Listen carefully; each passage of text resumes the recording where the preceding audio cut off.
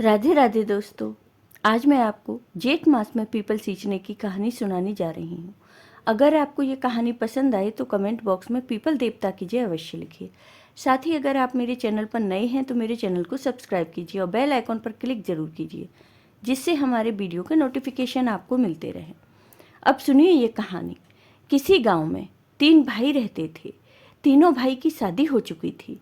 दोनों बड़े भाई बहुत चालाक थे, लेकिन सबसे छोटा भाई बहुत ही सीधा साधा था। बड़े भाई सारा खेती का काम अपने छोटे भाई से ही कराते थे और खुद कुछ भी नहीं करते थे, और जब अनाज हो जाता तो सब बराबर ले लेते। इसी तरह घर में दोनों जेठानी घर का सारा काम छोटी बहू से करवाती और खुद कुछ भी नहीं करती थी। छोटी बहू घर का सारा काम करती, सबके लिए खाना पीना बनाती, लेकिन किसी से कुछ नहीं कहती। छोटी बहू बहुत ही धार्मिक थी, वह रोज पूजा पाठ किया करती थी। एक बार की बात है, एक बूढ़ी औरत उनके घर आई और कहा, मुझे बहुत भूख लगी है, कुछ खाने को दे दो। बड़ी बहू ने कहा, माँ जी, मैंने तो अपना खाना अभी खाया है, अब मेरे पास खाना नहीं है, आप दूसरी बहू से ले लो। फिर बूढ़ी माँ ने दूसरी बहू से कहा, मुझे बहुत भूख लगी है, कुछ खाने को दे दो। तब दूसरी बहू ने कहा, माँ जी, मैंने भी अपना खाना अभी अभी खाया है, अब मैं आपको खाना नहीं दे सकती, आप छोटी से खाना ले लो। तब बूढ़ी माँ छोटी बहू के पास गई और उससे खाना मांगा। तब छोटी बहू ने कहा, माँ जी, आप यहाँ बैठिए, मैंने अभी खाना नहीं खाया, मैं अपना खाना आपको दे देती हूँ, आप खा लीजिए। बूढ़ी माँ ने खाना खा लिया और बहुत खुश हुई। फिर बूढ़ी माँ ने छोटी बहू से कहा, बेटी, कल से जेठ का महीना शुरू हो रहा है, अगर तुम अपने घर में अन्न धन का भंडार चाहती हो तो तुम कल से पीपल सींचो, प्यासे को पानी पिलाओ, तो तुम्हें पूर्णिमा तक इस पुण्य का फल मिल जाएगा। ये सारी बातें दोनों बड़ी बहुएं भी सुन रही थीं।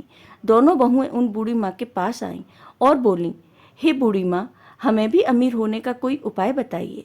तब बूढ़ी माँ ने कहा, बेटियों, ये सबके लिए है, अगर तुम भी जेठ माह में पीपल सींचती हो, जल दान करोगी, तो तुम्हें भी पूर्णिमा तक इस पुण्य का फल मिल जाएगा। अब छोटी बहू के साथ साथ दोनों बड़ी बहुएं भी नित्य नियम लेने को तैयार हो गईं। दूसरे दिन सुबह तीनों बहुएं नहा धोकर पीपल सींचने गईं। बड़ी बहू ने पीपल सींचा और जो प्यासा मिला उसे पानी पिला दिया, और जो पानी बचा उसे बड़ी बहू फैलाकर घर आ गई।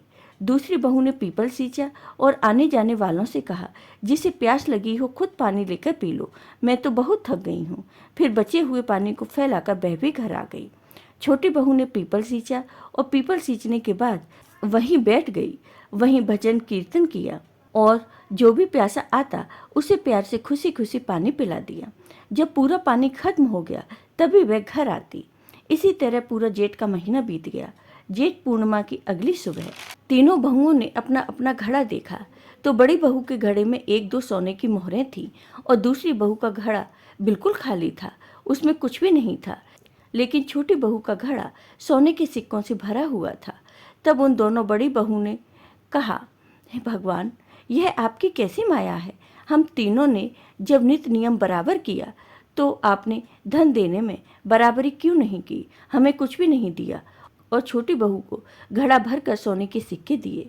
तब जेठ माह के देवता प्रकट हुए और कहा, बड़ी बहू, तुमने जो दान किया ये उसी का फल है, और दूसरी बहू, तुमने तो हर प्यासे से यही कहा कि मैं थक गई हूँ, खुद पानी ले लो और पी लो, तो तुमने तो कोई दान नहीं किया, इसलिए तुम्हें दान का कोई फल नहीं मिला और तुम्हारा घड़ा खाली है। लेकिन छोटी बहू ने बड़े प्रेम भाव से प्यासों को पानी पिलाया।